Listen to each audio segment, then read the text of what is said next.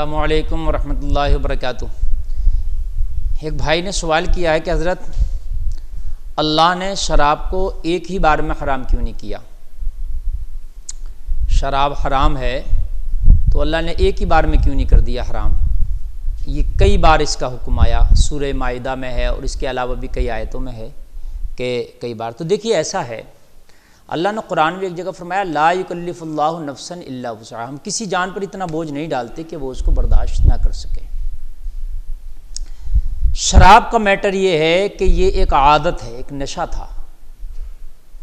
اس کو ابتدائی دور میں، ابتدائی زمانے میں جب اللہ کے رسول صلی اللہ تعالیٰ علیہ وسلم نے اعلان نبوت کیا تو اس وقت ابتدائی دور میں یہ اکثر لوگ پیا کرتے تھے، اس لیے کہ کسی بھی چیز کو حرام قرار دینے کے لیے اس کی حرمت کا ثابت ہونا ضروری ہے، ناجائز ثابت کرنے کے لیے اس کے ناجائز کا ثبوت ہونا ضروری ہے، اور اگر کسی کا ناجائز ہونے کا ثبوت نہیں آیا تو وہ پہلے سے ہی جائز ہے۔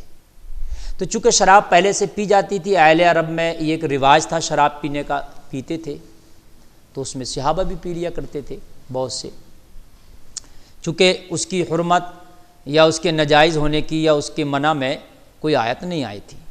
لیکن جب قرآن کی آیت آئی تو ایک دم اس کو حرام اس لیے نہیں کیا گیا کہ یہ عادت تھی، لوگ بہت دنوں سے اس عادت میں مشغول تھے، بہت دنوں سے لوگوں کی عادت تھی، اور نشہ ایک ایسی چیز ہے کہ یہ چھوڑنا بڑا مشکل ہے، اس کی عادت جلدی نہیں چھوٹتی۔ چائے کی عادت نہیں چھوٹتی تو یہ نشے کی جلدی نہیں چھوٹے گی، تو یہ ایک رفتہ رفتہ چھوٹتی ہے۔ آج ڈاکٹر سے بھی پوچھیں وہ بھی یہی کہتا ہے رفتہ رفتہ کم کرو، سمجھ رہے ہیں آپ؟ کم نیند کی گولیاں ڈاکٹر کسی مریض کو دیتا ہے، پھر وہ جیسے جیسے اس کا مرض صحیح ہوتا ہے تو وہ ویسے ویسے گولیوں کی پاور کم کم کرتا چلا جاتا ہے۔ تو ایسے ہی اللہ نے پہلے اگر ایک دم اس کو حرام قرار دے دیا جاتا تو ظاہر سی بات ہو سکتا ہے کہ بہت سے لوگ نہ بھی چھوڑتے، چونکہ ان کی عادت تھی پینے کی، تو یہ عادت ایک بار میں نہ چھوٹتی، تو اس لیے پھر وہ اگر نہیں چھوٹتی تو گناہوں میں شامل ہوتے۔ اور رب کی رحمت دیکھیے، رب نہیں چاہتا کہ میرا بندے پہ میں کوئی ایسا حکم نازل کروں، ایسا حکم مسلط کروں کہ وہ اس حکم کو نہ مان پائے اور وہ گناہوں میں شامل ہو جائے۔ رب کی رحمت نہیں چاہتی۔ کتنی مہربان ہے اپنے بندے پر رب کی رحمت، اس لیے اللہ نے اس حکم کو کئی بار میں کر کے حرام کیا، منع کیا، پھر منع کیا، پھر منع کیا، پھر ناجائز کی حکم آیا، اور اس کے بعد میں پھر اس کو لاسٹ میں حرام کر دیا گیا۔ اس لیے کہ جب منع ہوا تو لوگوں نے کم کیا، پھر اور منع ہوا اور کم کیا، اور منع ہوا اور کم کیا، عادت چھوٹتی چلی گئی، اور لاسٹ میں جا کے کیا ہے اس کو بالکل حرام قرار دے دیا۔ تو یہ اللہ کی ذات ہے اور اللہ کی رحمت ہے کہ اپنے بندوں پہ کتنا مہربان ہے میرا رب۔ ذرا غور کریں کہ ایک بار میں کر دیتا تو ہو سکتا ہے نہیں چھوٹتا۔ ابھی کوئی بیڑی پیتا اس سے آج کا تو بالکل نہیں پینا ہے، تو ایک دم چھوڑنا بڑا مشکل ہے اس کے لیے۔ اگر وہ دن میں 10 بیڑیاں پیتا ہے تو 8 کر دے، 6 کر دے، 4 کر دے، 2 کر دے، 1 کر دے، پھر وہ ختم کر دے، ہے نا؟ اس طریقے سے ہی جو آج کے نشے والے لوگ ہیں بہت سی چیزوں کا نشہ کرتے ہیں شراب کے علاوہ بھی، حالانکہ نشہ حرام ہے، لیکن جیسے بیڑی، سگریٹ ہے، گٹکا ہے، پان، تمباکو ہے، بہت سے لوگ کہتے ہیں ہم چھوڑنا چاہتے ہیں حضرت نہیں چھوٹتا۔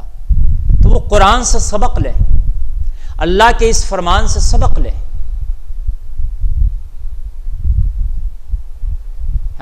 سبق لیں، اور وہ کیا کریں؟ رفتہ رفتہ چھوڑ دیں۔ کوئی ایک دم اگر چھوڑنا چاہے، اگر اتنی طاقت ہے اس کے اندر تو سبحان اللہ، وہ آزمائے اپنی طاقت و اپنی ہمت کو، ہم اسے مبارکباد پیش کرتے ہیں۔ لیکن اگر وہ نہیں چھوڑ پا رہا ہے تو وہ رفتہ رفتہ اس نسخے پر عمل کر لے، انشاءاللہ چھوٹ جائے گا۔ میں یہ بیڑی سگریٹ کی بات کر رہا ہوں، شراب کی نہیں بات کر رہا۔ شراب حرام ہے، وہ تو جب حرام ہو گئی تو وہ تو فوراً چھوڑنا ہے۔ آپ کبھی کہیں کہ حضرت کہ شراب اس کا مطلب رفتہ رفتہ چھوڑنا، تو پھر تو جب پیو گے وہ جب حرام ہے۔ میں بیڑی سگریٹ کی بات کر رہا ہوں، یہ رفتہ رفتہ چھوڑ دے۔ شراب کے لیے تو اب قرآن میں حرام کی آیت فائنلی طور پر نازل ہو گئی، تو جس دن سے فائنلی طور پر لاسٹ آیت اس کے حرام ہونے پر نازل ہوئی، اسی دن سے شراب بالکل حرام، اب بالکل ختم ہو گئی۔